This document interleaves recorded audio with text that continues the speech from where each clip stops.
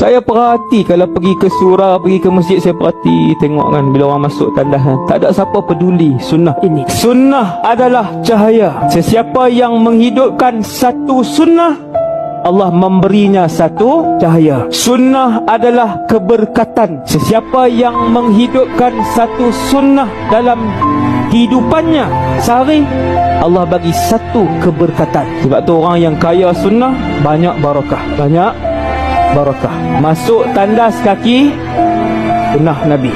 Kemudian sebelum masuk tandas baca doa. Allahumma inni a'udzubika minal khubuthi wal, hafal tapi tak sebut. Macam mana nak bagi sebut? Letak di dinding sebelum masuk tandas tu. Jangan letak dalam tandas, alim sangat tu. Lekat. Pergi beli, ada kedai dia jual doa-doa ni. Letakkan doa-doa ni di rumah kita. Stiker tu RM2 je. Ada yang RM5 je stiker-stiker tu.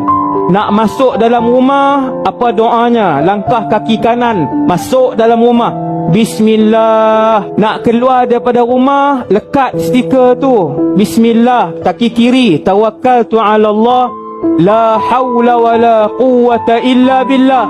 Allah jaga kamu, Allah lindung kamu, Allah cukupkan hajat kamu.